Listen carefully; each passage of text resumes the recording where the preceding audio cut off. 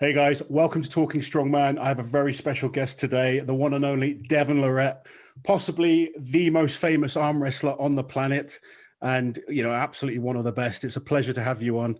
I've been saying to people I'm getting into arm wrestling, so to have yourself on, it's an honor.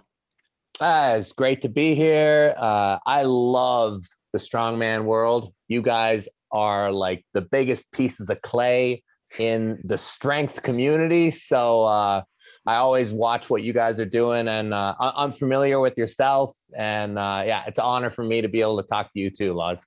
Awesome. I'm looking forward to it. So, I mean, you've been lifting, I guess, so you've been arm wrestling for an exceptionally long time. It clearly, I think when people watch anything with you and they can clearly see how passionate you are for arm wrestling. It really comes across. I've picked up tips just watching your videos. It seems like it is your absolute passion.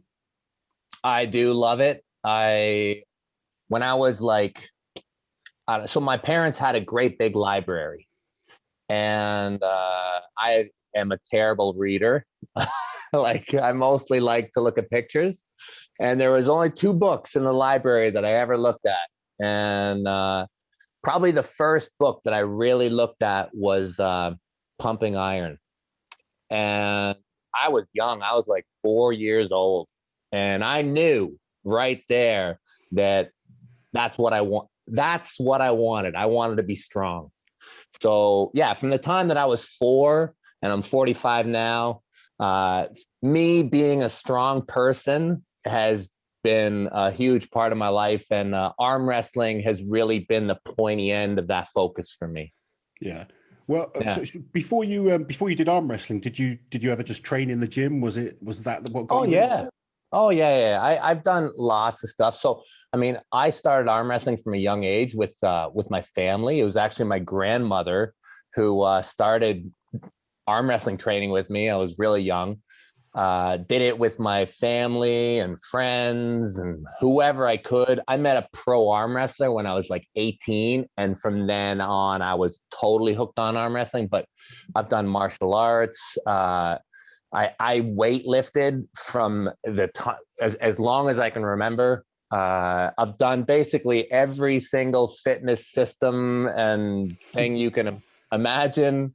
I did high level basketball. I even did endurance sports. Like I did a thing called the military Ironman, which is like the exact not the exact opposite, but in duration. You know how you do all your yoke stuff? Yeah.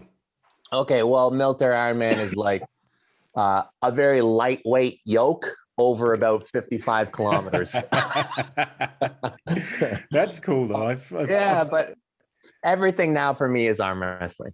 Yeah, I think it's clear to see that you've obviously found what you were the best in the world at arm wrestling for a number of years. I think that's fair to say. Maybe right now not number one, but there's some freaks of nature out there. But you got to be top 5 in the world still. It's really hard to say. I think that I've managed to stay in the conversation. By that I mean, like, the way I see it is guys like Levan, Dennis, we've got some new guys coming up, like a guy called Vitaly Laletin. Yeah. They've really taken the sport a really step further than when I was holding the world title. When I was holding the world title was like 2008, 2012. And there were always big guys, not necessarily Levan big, but I mean, we had big people, big, strong guys. But the difference is now you have these great, big, strong guys, and they're also very technical. So yeah.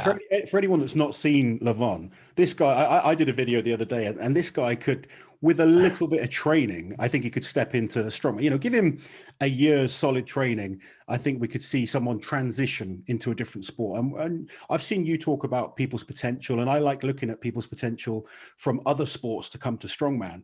And, Dennis, I competed against Dennis a long time ago in a strongman contest, but there's not loads of strongmen, you know, that and arm wrestlers. I mean, there's been a few. I want to talk to you later about Magnus Samuelsson. Do you know Vitytis Lalas? Yes. He's a great arm wrestler as well as a great Yeah. Yeah. Yeah. And, I feel like he started in arm wrestling. he did. That's right. Yeah, and I think there was a match with him and Eddie a few years back, and I don't think Eddie had a clue that Lalas was a former arm wrestler. Oh yeah, yeah, I saw that. Yeah, it's tough once somebody understands arm wrestling. If a person has no idea, the strength is probably not going to help them if the other person's being really. Yeah, I joined a club locally to me, and you know, I'm a former Europe's strongest man. At my prime, I was a 435 kilo deadlifter, 400 plus kilo squatter. I've got a lot of, you know, static strength. I went to this club and there's an old guy, 60 years old. I couldn't do anything against this guy. He was about, you know, he's not even maybe 200 pounds, but the strength that he had in his wrist, and different type of strength. You know, I've got a good kind of crushing power for holding bar, but it is the kind of cupping movement, seeing the way they can flex their wrists, the strength in the bicep tendons and the wrists. It was just very different. And then understanding the movement. And, you know, I'm there trying to use all my strength, but not having a clue what I'm doing, draining my arm within about 30 seconds. Luckily, they were great. They weren't trying to show me up in the slightest. They've been so good at teaching me and trying to, you know, make sure I stay safe. And, you know, I'm seeing that improvement now. But that first time in there, I'm like, I was very thankful that they were like looking after me, because if they wanted to, they could have just shown me up real easy. It's really exciting when you get new people coming in with potential. It's always very interesting, you know. You can kind of guess where people can end up by things like how big their hands are, how wide their shoulders are, their general athleticism, and all sorts of other factors. But it's interesting, you know. I've spent a lot of time in the sport. I've seen a lot of people mature through their careers, and there are some things that you just can't track. Yeah, you know. There's some, like, I've seen people come into the sport and I'm like, this person is terrible. and you know, but there's something in them that makes them just never stop and be persistent. And yeah, you never know where somebody can end up. It's so true. I've seen that so many times in strongman. You know, you get these young freaks of nature that you think they're going to be, you know, the best thing in a few years, and they just dwindle off. They don't keep it going. You get that other person that just steadily keeps improving year on year. And then suddenly, I mean, Zydrunas Savickas, I'm sure you've heard of Zydrunas. He was very much like that. He wasn't winning all these major contests at the beginning of his career. And, you know, it actually took him a long time to win World's Strongest Man. But he went on to possibly be, you know, one of, if not the greatest strongman of all time. But it's that length of time. He wasn't like a Mariusz Pudzianowski that just burst onto the scene and was winning everything. And I'm sure you've had that in arm wrestling. You get guys that burst on and they're great to start with, and then they have a very short career. And you get the guys that, I mean, you've had a very long career now. Yes. Yeah. I've been at it quite a while now. Michael, and I don't, yeah, exactly. Michael too. Yeah. There's a lot of guys from the western side of the world, from the North Americas. And I can't really speak to exactly what goes on in Russia and Ukraine and a lot of these places, but it's my belief that basically everybody in North America falls in love with arm wrestling for their own reasons. So if you get involved with arm wrestling, it's because you really love it, and it's probably not for the money. So there's a good chance that you're going to stick with it. You're going to fall in love with it, and you're going to stay in love with it for your whole life. And in North America, there's been a lot of guys who seem to do very well all the way, you know, through their 40s, 50s. I don't know if you know who Crazy George is. Yeah, I've seen Crazy George. Yeah. Right. So, I mean, there's an example of a guy who he actually dwindled out just before he turned 70. In terms of like, but really it's crazy to think that he was like 68. And I think that if you talk to most arm wrestling experts, they would have considered him the number one on the planet in his weight division at 68. Out of everyone. Out of wow. everyone. And in the place where there's the most people. He was in like the 80 kilo, 170, and there's billions of those guys. Yeah, it's not like the super heavyweights. You've got to be a freak to be a super heavyweight. Those lightweight classes, they're much more competitive in terms of... Way more competitive. Yeah. The super heavyweight is partially skill, but very much a gift. You got to be a freak to be a super heavyweight, but you got to be a freak to be someone like Crazy George, to be 68, 70 years old and be the best in the world. That's... I mean, you know, we can talk about the King's move. I know that's that is a hot topic in the sport. Yeah, people love to talk about that. I'm personally one of those people that, whether it's strongman, powerlifting, football, you know, baseball, arm wrestling, you do what you got to do to win as an athlete. Yeah, you know. Yeah, I see it very much the same way. I also, you know, I understand the purists that like things done a certain way, but if it's within the rules and that you can do it, then I have no issue with it. They need to change the rules if they don't like it. If it's there. The problem is the whole King's move thing is a very interesting discussion in our community. I'm trying to go the one direction. However, I do understand the perspective of the masses. The problem with the King's move is the real thing is it's got to do with a shrinking of range of motion, which really empowers a certain group of athletes. But the thing is while this is true, there's so many other factors which people are missing that to me negate the whole argument. And, you know, at the pro level, I think that people have the right to break their arms. So the safety element is removed for me. So, but anyways, getting back, I feel like in the Eastern side of the world, I don't know whether it's because I'm not sure. You always hear that governments are helping out their athletes, and I can't tell you because you know I'm not from Azerbaijan, but you do see some of those guys come and go a little bit. You know, it seems like their careers are typically, there are exceptions, but typically shorter, and I think that it has to do with money. And it's funny how sometimes when people start getting paid for things and get support, that somehow that doesn't seem to work in the long run for some reason. You think they're getting paid by the government to compete as national, you know, sports stars, I guess, represent the country? I think so. I think that in some places the guys are being incentivized by their government. Yeah, I do. Yeah. I think in a lot of those countries, certain sports they do really invest into heavily. Like, you know, in the Middle East and China and those kind of countries, they love weightlifting, they love wrestling, those kind of, you know, competitive sports. And I guess arm wrestling kind of falls into that quite nicely. It's quite a competitive, just interesting environment.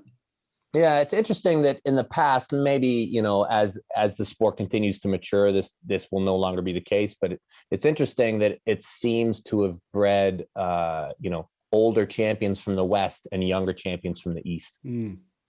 Yeah. I think we're seeing it in a lot of the strength sports now. The older guys tend to just do this because they love it. It's been, you know, ingrained into them from such a young age. Whereas now, people are seeing, you know, the likes of, you know, say like a Larry Wheels or someone who's, you know, doing great with his YouTube and, you know, he's a big star now. And there are certain athletes that are making some big money. So people are like straight away, I just want to do it for that fame and recognition. And, you know, I think it's great that money's coming into the sport. So I really do. But I'm still not convinced that's the reason we should be, you know, doing them. Because let's be honest, these sports are tough. You're going to endure an awful lot of pain. I mean, strongman's tough, but arm wrestling is just a different type of, it's like you've got toothache permanently. Yeah, it's the way I think. Probably, you know, with arm wrestling, you're getting, you know, your basically your elbows, shoulders, wrists kind of smashed constantly. Whereas in strongman, you got a nuclear bomb going off in your whole body all the time. Yeah. Yeah. Arm wrestling. I mean, that's another good thing. I mean, no matter how bad it is, I mean, we're always going to be able to walk. We're not going to get a concussion. It's neat. Like when you're really going hard with somebody and it's at that high level, there's definitely lines that kind of gets a little bit murky. You seem to be really good at kind of, you seem to enjoy that atmosphere. You seem like you're quite comfortable. I think I just miss my old job. I don't know. I do love something about, I like it when the adrenaline goes up.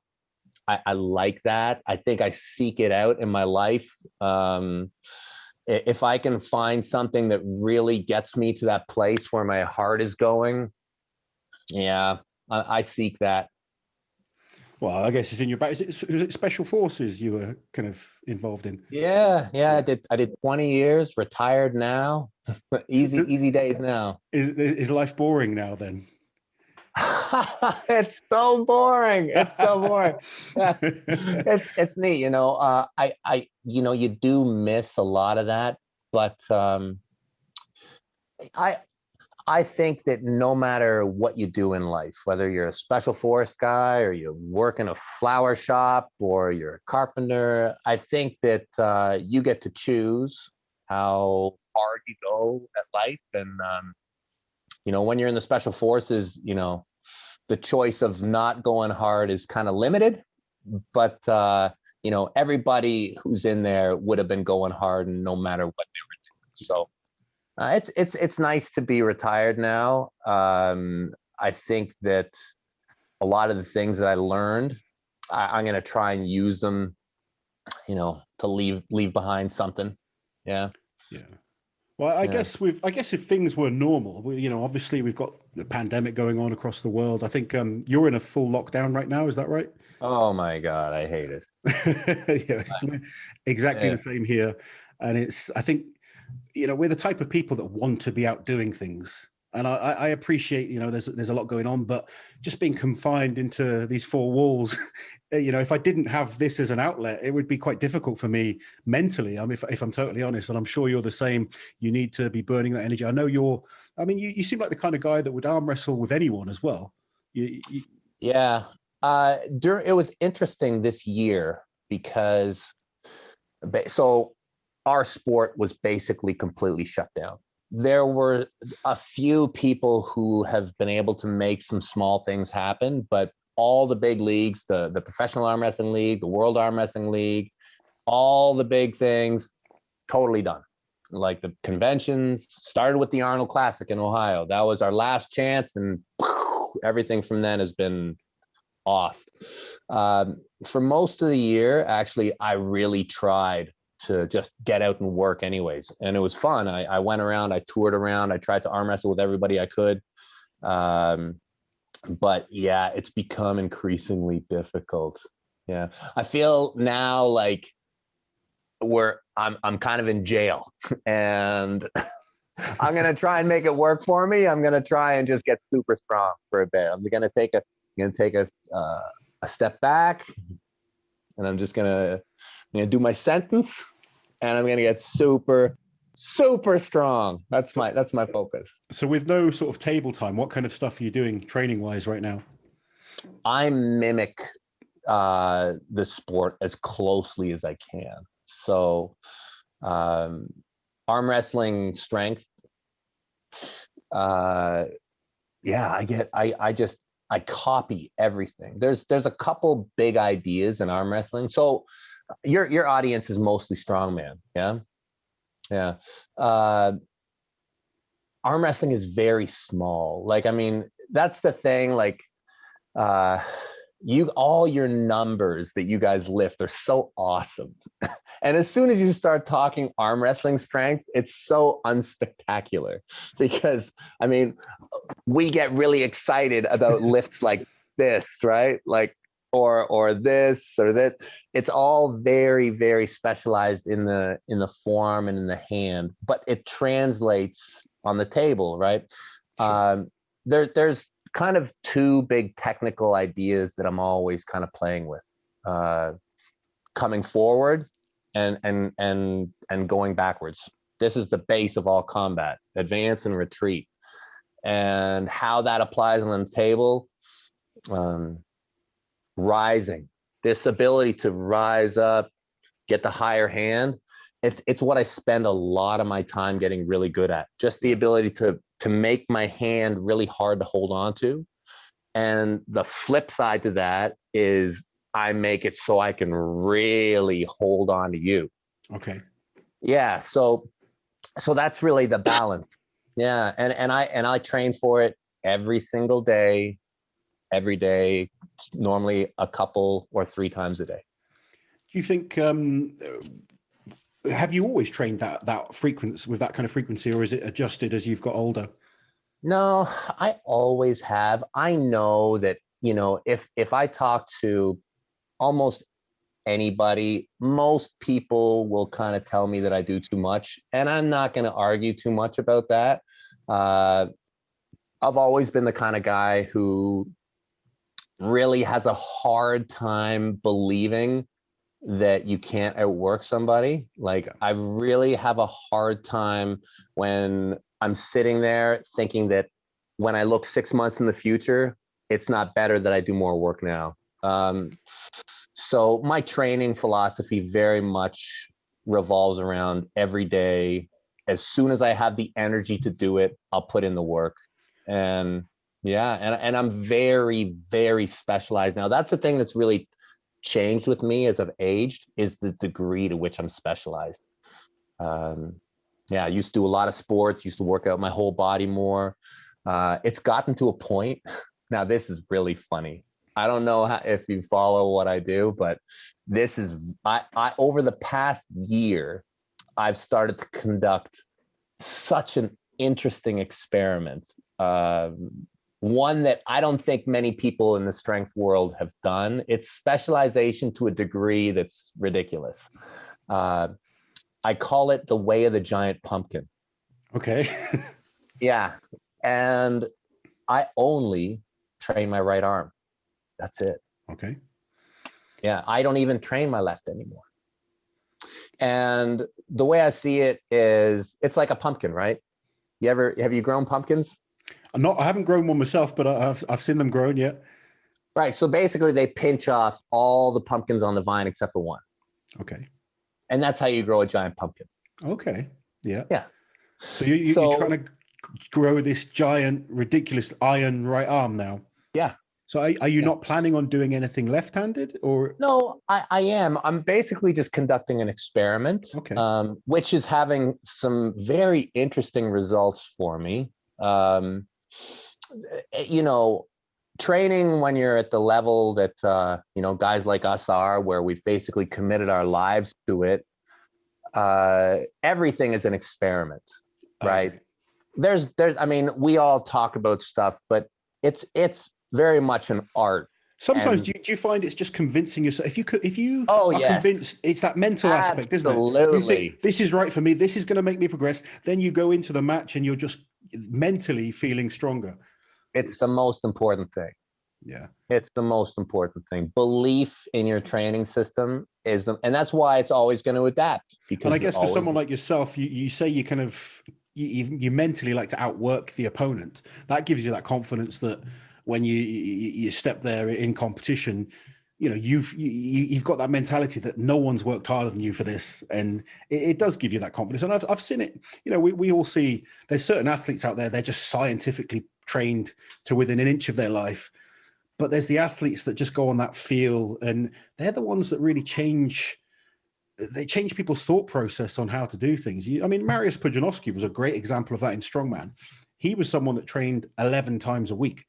Now, most strongmen will train 4 times a week. We go and train hard, but then we like to be lazy and recover, and it works, especially. But I know from talking to a guy called Magnus Magnus, and he liked to go to competition believing that he had worked harder.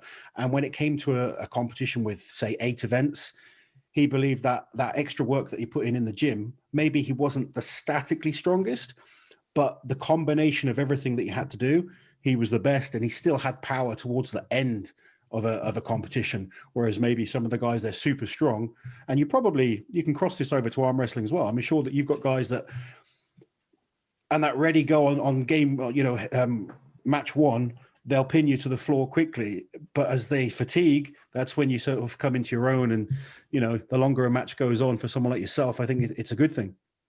Yeah, there's a ton of factors. The interesting thing about our sport compared to strongman is you talk about your events. You've got like 8 events in some. In arm wrestling, it depends on what you're entering. You might be entering a tournament where you're going to face an unknown number of opponents who are going to give you different feels with different abilities, or you might be training for a single person, right, in a one-on-one. And the training that some people, it's different athletes will even approach this differently. Some athletes do one thing, and then some athletes will look at their opponent and completely change their training based off their upcoming opponent, based off of their styles. I'm that guy. So I will train completely different for Michael Todd than I will for Jerry Catterall. Okay. Completely differently. Yeah. Yeah, you got to believe it. You got to believe in your training. So, yeah. As an athlete yourself, do you prefer the tournament style contest, or do you prefer the super matches?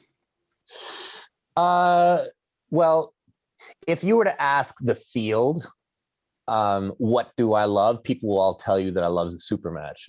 And I have loved the super match, but what I've tried to do in my career is I've tried to go after what I thought was the best thing for a sport and what held the highest pinnacle of our sport.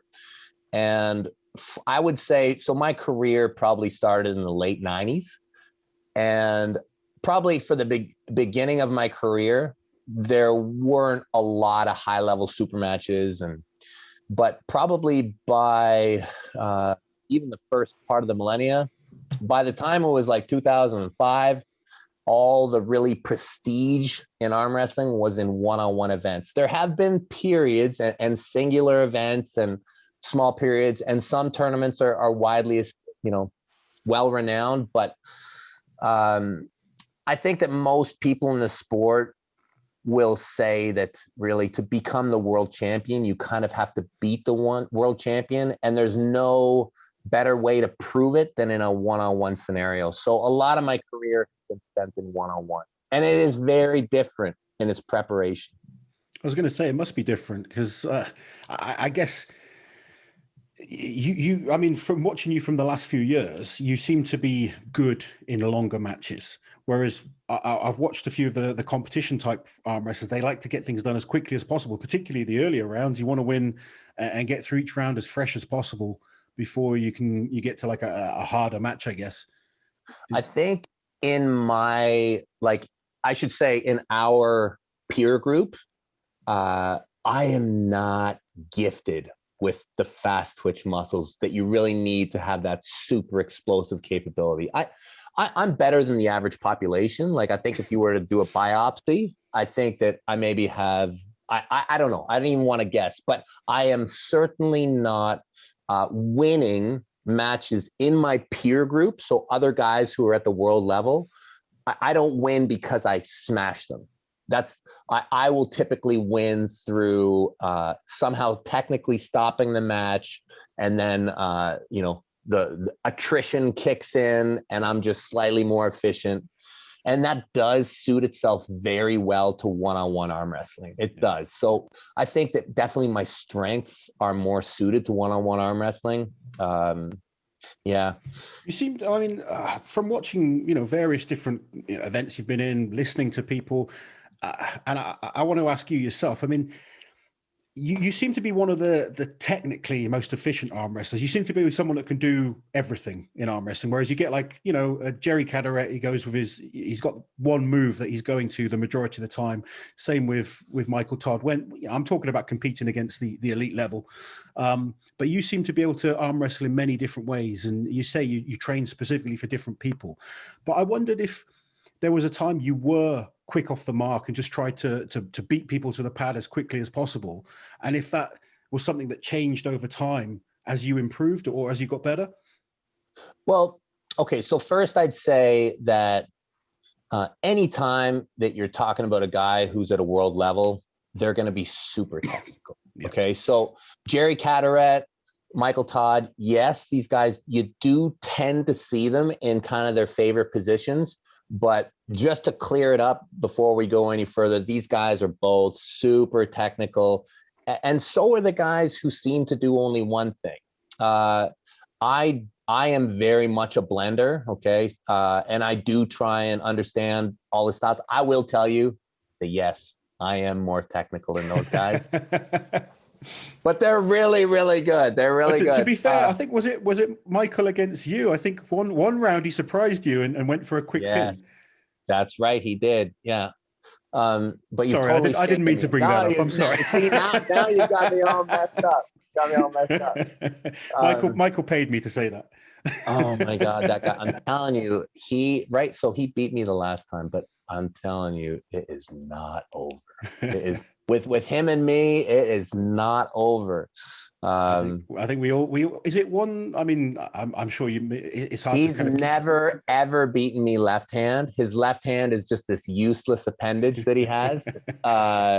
He beat me last time on the right, and I beat him the time before that. But it's been a while. It's one each then. We need a decider then. Yeah. Oh no, for sure. I hope that we have many more. I hope that we get to arm wrestle a lot more. But I'm sorry. What? So you asked about? I asked if early on in your career, if you tended to be quicker and try and always try and be fast. Yeah. Here's the thing. Like if I'm in a tournament and if I have the ability to pin you quickly, I absolutely will. Yeah. I will 100% pin you quickly. The reason I ask, and sorry to interrupt you, but the reason I ask is when I watch you going around arm wrestling with different people, and rightly so, you know, these people, you know, it'd be like me doing a strongman event with someone. There's no point in me trying to just blast them out the water. But right. I wondered if, as you got better, you had to focus more on defense than offense, because, you know, you train as you get better. You know, I train with some guys and it's getting better, but I'm attacking at the moment. They're just being defensive with me. Yeah. I'm sure it changes as you kind of go up that level. If you try and finish the match too quickly, what'll happen is you'll overextend yourself and you'll end up losing. You have to be very careful in guarding your very essential pieces. There's things that we try and do as arm wrestlers technically to ensure our path to victory. If you rush it, you can get yourself in big trouble. I don't mind being on this side of the table, so long as I have the pieces that I need to win. Basically, any match that I go in now, I never, ever plan. If I'm pinning you quickly, this is ridiculous. Like this match should not be happening. I have to count on it killing me. Like I have to count on me going to the absolute failure point at, you know, probably the problem is you can never be too strong. Of course. Right. And so you don't ever want, people talk about endurance in arm wrestling and they're like, Devon, how do you train for endurance? I'm never training for endurance. I'm always training for strength. I am 100% focused on strength and power. Endurance in arm wrestling comes from efficiency and, efficiency through proper technique. But if you would never tell somebody who was training to be an arm wrestler, you would never tell them to go out and run a marathon. Sure. That would be completely counterproductive. Yeah. It needs to be specific for what you're doing. Yeah. But the problem is sometimes when you're really close, you get into these matches that are 20, 40, 80 seconds, you know, and then you have better have done it properly. Yeah. Because if you planned on that 10-second race when it was actually a 15-second race, yeah, you know, that's so true. I mean, talking of strength there, I think while I've got you on, and obviously it's a hot topic right now, is Levan Saginashvili out in Dubai. We've all seen the videos with Larry Wheels. I mean, Larry, awesomely strong guy. It's good to see that he's got into arm wrestling. I'm sure that's helping the popularity grow. His involvement in Strongman definitely helping all of us kind of, you know, get new fans, get new people interested in the sports. But Levan is someone I've been watching for the last couple of years. I watched him in the top 8, and, you know, he just seems like the evolution of arm wrestling. Now, yeah, I don't know how you feel, because when I was competing, you know, as an athlete, I hated hearing anything good about any other athlete. I was so focused on what I was doing as a competitor. But now back to being more of a fan, I love seeing the new guys coming through, and I love just arm wrestling for me is like I'm a novice again, and I love it. It's that excitement. So, but seeing him, he just seems like an athlete that could be good at whatever he did.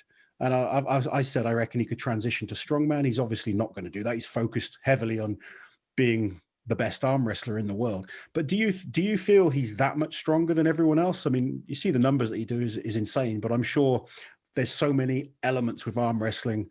And obviously we'd all love to see, I mean, I'd love to see you against him, Michael Todd against him. And obviously you've got the issue with the different federations right now causing, you know, not allowing this match to happen. Yeah, Levan is very special. He's definitely in a very, very small group of people. You know, he's like 6'3", about 180 kilos, so like a 400-pound guy, and he's lean at that weight. So obviously I watch Levan extremely closely. I'm a huge fan of him. I do believe that he is the #1 guy in the world. However, we are in a period right now where there's been a bunch of fallout between the leagues, and there has to be a match between East and West, which is Michael versus him. But back to Levan, he, like, when you talk about how strong is he ahead of everybody? The lifts that he does specifically for arm wrestling are frightening. Like, they're frightening how far ahead they are of the field. Like, there's a few lifts, like, so I'm sure you've seen this one, you know, where people wrap like a martial arts belt around here. Yeah. And this represents like basically a move in arm wrestling, the top roll, right? So in the top roll, you basically pull up and you pull into somebody's fingers, and the wrists bend back. So I've seen him do this lift with 100 kilos, and it's crazy. Yeah. It's crazy. Like, how many people, I've never seen somebody do that. I've never ever seen anybody do that lift, even close to that amount of weight. Just for comparison, what would someone like yourself do on that? Oh my God. I'd have to check my records, but maybe 165, 170. Okay, so he's got another 50 pounds, you know, on me. And we're talking elite level arm wrestler here. We're not talking, you know, club guy. Yeah. So he's way ahead. And all his lifts are good. And it's interesting. It's an interesting discussion when you get guys like this. A lot of people in the sport will say, "Oh, he's just strong. And I hate, whenever I hear guys say that, I hate it. I'm like, well, that's a ridiculous thing to say, because I'm strong. You know, Eddie Hall's strong. Larry Wheels is strong. It's completely different. Completely. It is. And it's like, but even in the world of arm wrestling, where we get so, like, you know, like as a power lifter, bench, squat, dead. I mean, arm wrestling, we have our lifts too. Like, we care very much how much we cup, how much we roll, how much we rise, how much we supinate. These lifts, all of us are doing it. All of us are tracking it. Sometimes we share a little bit. Everybody's got a kind of a rough idea of where we are. And I should imagine between most of the elite level guys, there's not a huge amount of difference in terms of weight. Well, and that's what I would say. I think the sport has changed. That's what I think. So I did a lift a long time ago. I did this thing called a hook cheat. Okay. It's basically you lock your bicep at 90 degrees on a preacher, you fall it down, and you come back up. And that record stood for quite some time. It just recently got beat by a Georgian guy, a guy called Gennady Kvikvinia, who's on that short list of people who can maybe beat Levan, maybe. But I think that when you look at the top end of the sport in terms of what we are doing in our lifts, it's gone up by, like, that when you talk about the top guys, I'll say it's gone up from the time that I was a world champion. Like if you took the top 5 then and the top 5 now, I'd say 20 to 30%. Wow. I think it's really significant. Significant. I think you're right. I see it in strongman as well. You know, the standard.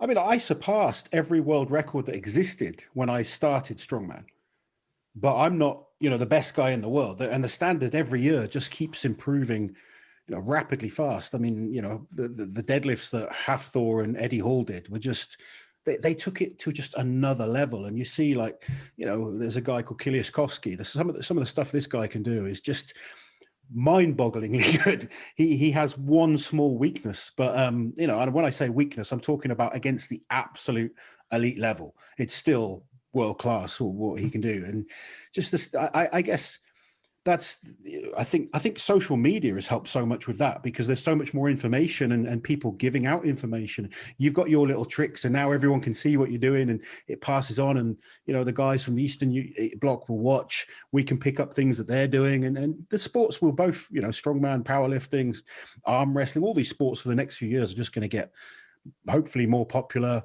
stronger, freakier athletes. If we do get the money into the sport and attract the real freaks of nature, who knows what's capable. Awesome, right? It will be. I want to sit back and watch it. September. Yes. Yeah. In Vegas. Is it in Vegas? I thought, is it September? I thought September was Eddie Hall's Arnold in UK. That is happening. Well, that's at the moment, who knows? I hope it's happening. It's such a difficult year, but they're scheduled to have their boxing match in Vegas. Oh, in yeah. So that's going to be an exciting one. Wow, who's going to win? Well, I don't know. I don't know. I'm going to have fun watching it. Who do you think will win out of those two? I mean, you've arm wrestled. Have you arm wrestled both of them? Haven't you? Actually, Eddie and I never arm wrestled. We kind of held hands and stuff, but I do know them both. I'm going to try and get to Vegas and watch. I'll be there. Yeah. We'll be there. Gotta be there. Gotta be there. What a party that's going to be. Yeah. So, you know, we're talking about modern guys now. I want to get your take on who are the best arm wrestlers that maybe not of all time, but that you have competed against. Who's the hard? I mean, I've seen you have some amazing matches with different athletes, and you know, you seem to John Brazank. When you went up against John, and you almost destroyed him. That was probably the passing, you know, of the torch. But who are your top 3 or 4 or 5 guys that you've arm wrestled? I think that you cannot talk about arm wrestling without talking about John Brazank. John Brazank was right at the top for basically 30 years. If he wasn't the best in the world, he was basically the best in his weight category. Every once in a while, there was a guy who'd come up who was that next level of strength that John didn't really want to touch too much. And he'd just be like, okay, well, I'm still the best at my weight. Yeah. You know, he was basically, he's the gold standard to which all arm wrestling is kind of measured by. And he really was the guy that my generation kind of watched and learned from. And what John taught everybody is that if you want to be good at arm wrestling, you have to arm wrestle, which seems like such an obvious thing, right? But at the time, a lot of strong guys would just think that they could arm wrestle. And obviously it's like anything, you need to train specifically for it. And John was kind of recognized as the best guy before myself. I really like to talk about Dennis because what he represents is how far you can take it. To me, it just blew my mind how strong he was. Like, is he the strongest man you've ever been against? Then, would you say, for arm wrestling? Yes, I think so. Now, with me, throughout my career, typically, if someone was to beat me, they would beat me quickly, or if I was ever allowed to get all my positions set. A lot of the hard part in arm wrestling is at the beginning. You start with your wrists straight, your shoulders square, and nobody's really at their strongest at that point. And everybody's trying to fight to make the other person uncomfortable and for you to get comfortable. And I've always found that if I actually am able to get to my comfortable position, that typically I feel good. But Dennis allowed me at some point during the match to get comfortable, and he's still just. Do you think we'll be able to see him come back? Obviously, I don't know. Yeah, it's tough. I think the thing that I say about Dennis is, he's gotten to a place that few human beings will ever see, ever. And people say, "Oh, Dennis is done." Dennis, I really think that this weaker form of Dennis is still stronger than almost everybody still. So to say that Dennis is done, I think is just a crazy idea. I think he's kind of done it. Like, what he has done will be very hard to replicate. Is he capable of doing it again?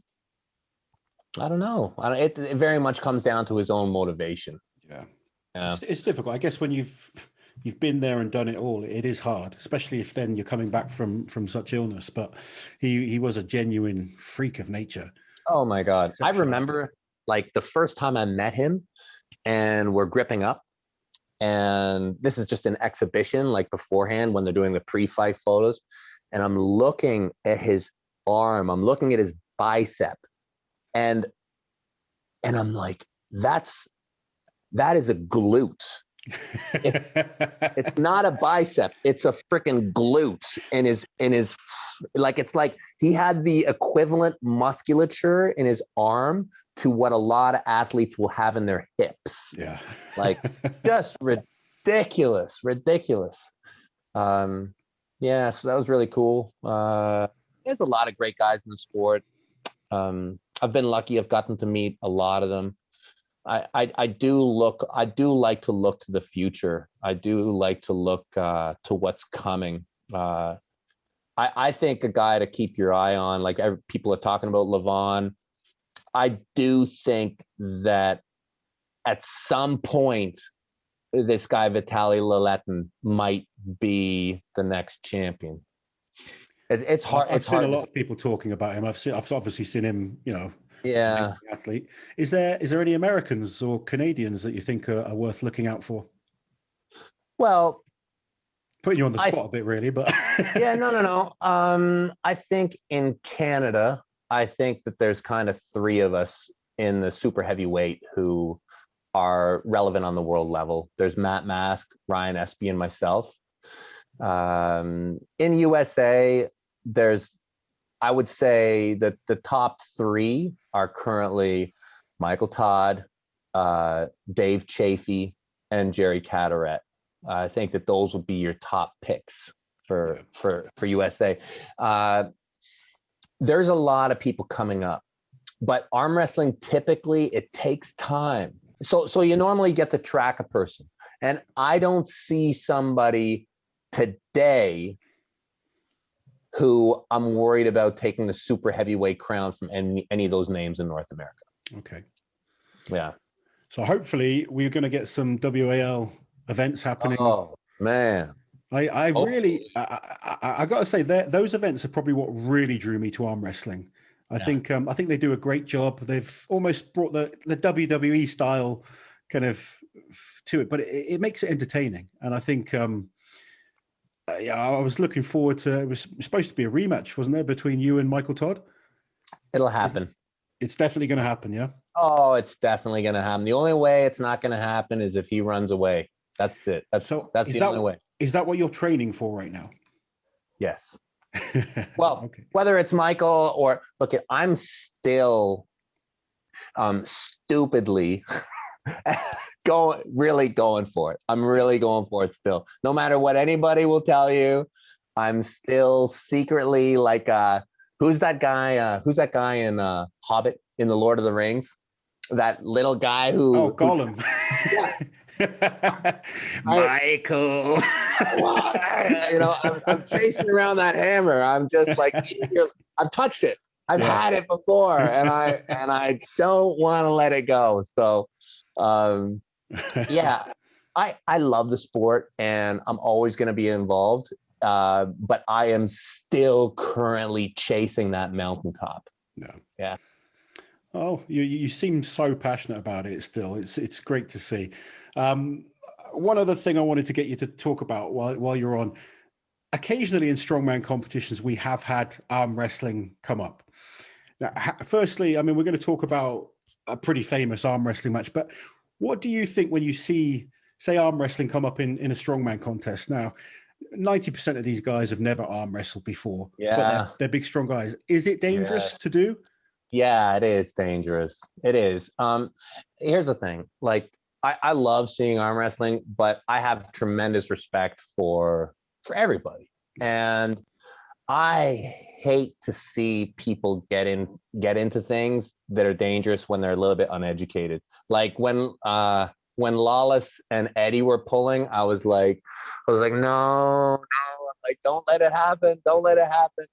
And sometimes we do these crossovers between arm wrestlers and strength athletes from other domains, and I'm always very cautious about it, because I think that if you're untrained, if you have no idea what you're doing, and and believe it or not, it actually makes it worse if you are a strong guy. So like if you are, and especially if you're a strong guy who's specialized.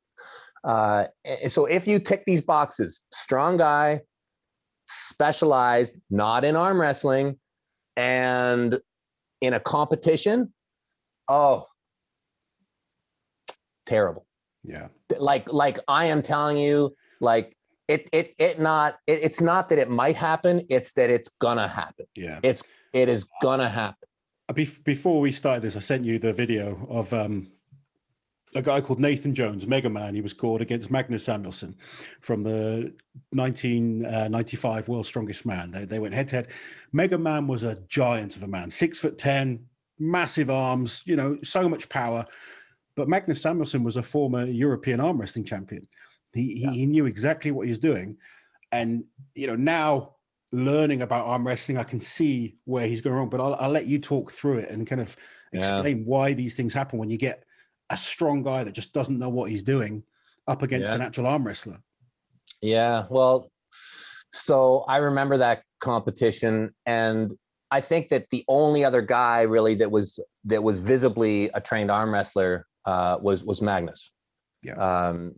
And you could see that when Megaman was going up against the rest of the field, he was just killing them, because like if two guys have yes, and he was ridiculously strong. And could he have been a world champion in arm wrestling as well? For sure he could have.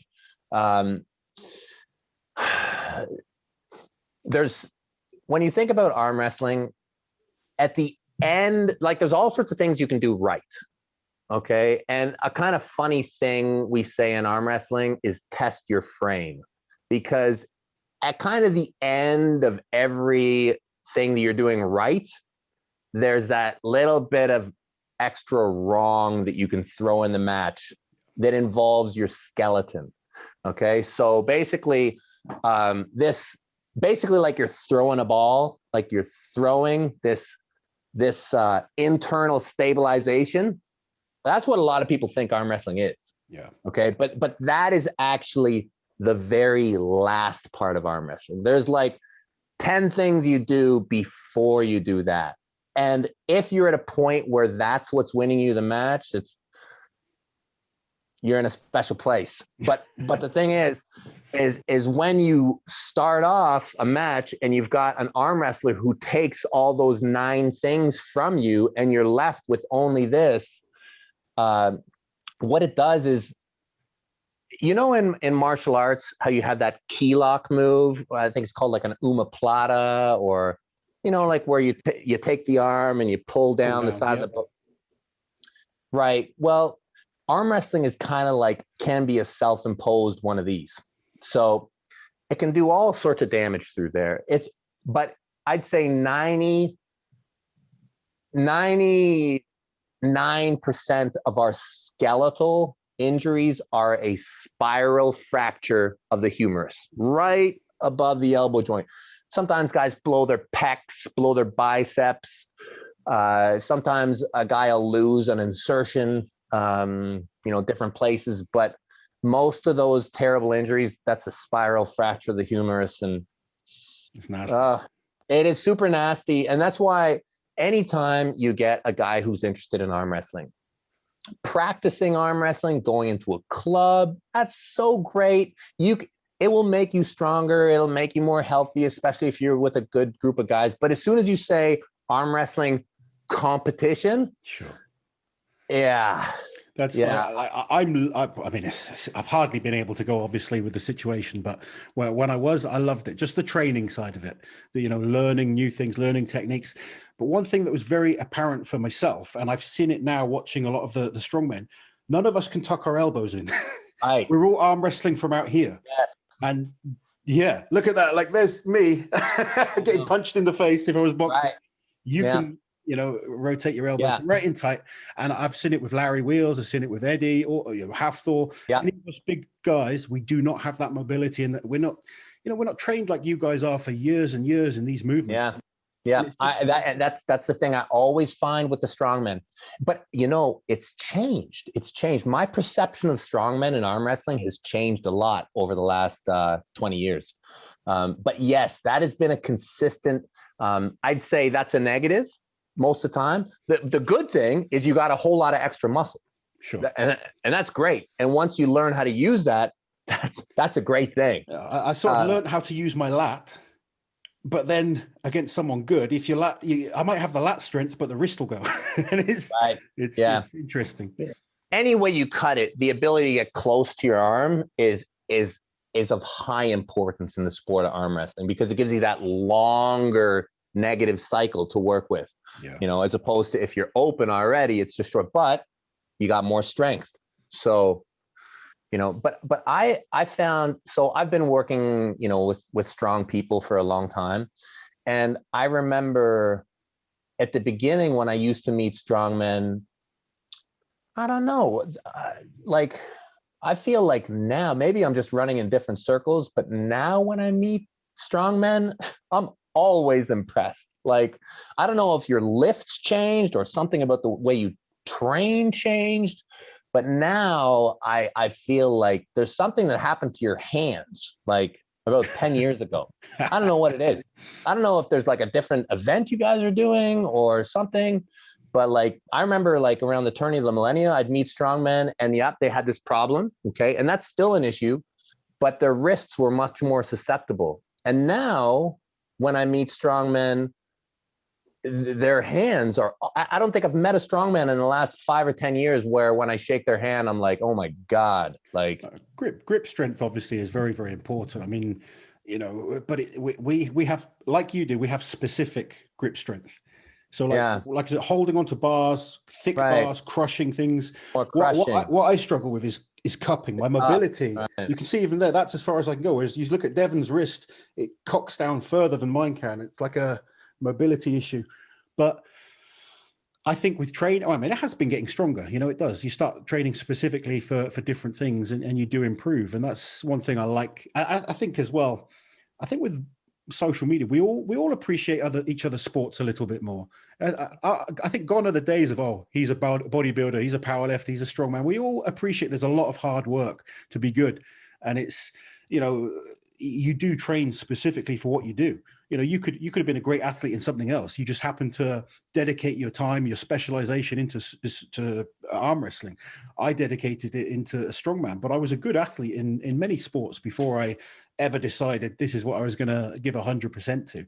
And I think sometimes just as athletes, we don't get enough credit. People are like, he's a big, slow strongman, he can't be good at that. That's bullshit. We can train specifically for what we do, change our body shapes. If you're a naturally good athlete, you can adapt pretty well. Yeah, I think it's so funny when you see the strongmen go over and do some of the CrossFit things, and like in their first time trying it, they beat the record. It's like the very first time you do it, it's like they've all got the record. Like, well, like you guys are doing CrossFit on like an astronomical level. But there's certain events as well that we're terrible at as well. So it's getting that combination. Yeah, the run. Yeah, sod that. Yeah. Devon, what's?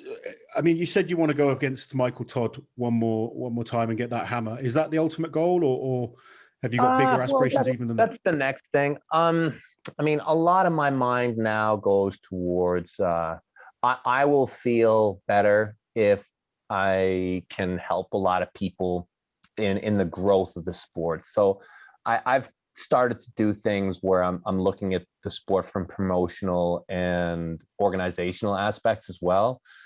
For me, you know, obviously on the competitive side, Michael is a loss that I need to avenge here in North America. But I've never been a Levan or a Dennis who's been way ahead of the pack. Like I've always been, even though I even would have called myself a world champion, I've never been that far removed from all the guys around me. So I just want to have fun with it. I want to continue to be competitive, and so long as I have fun, I'll be doing it. Awesome. Yeah. I really hope we get to see you back on the WAL table. I really genuinely, you know, enjoyed the shows. I watch them all on YouTube, and you know, I'd love to eventually be able to get over and watch and maybe come train with someone like yourself one day. Yeah, that'd be great. I'll be coming to the UK. I will come over, and I'll just we'll see. Maybe I'll have a match. Maybe I'll do a tour. But yeah, I'll meet you then if it's not at the fight before. Yeah, welcome anytime. Just let me know if you're over here. It'd be awesome to have you. Thank you so much for coming on the show. Just for those that don't follow Devon, where can people find your Instagram, YouTube channel? Yeah, I've got a YouTube. I've got an Instagram. Yeah, jump on there. I'm always put the links in down below, guys. I hope you've enjoyed this chat with Devon. I truly have. I'm sure you can tell. You know, real arm wrestling fan. It's really brought the newbie out of me again. The excitement of when things are fresh, because as a strongman, been doing it for years. It's just what I do. But the arm wrestling side of things, I love it, and it's exciting. So thank you for coming on. Really appreciate it, guys. Devon Larratt. While you're here, guys, subscribe to the channel. Hit that notification bell so you don't miss any of my awesome strength content.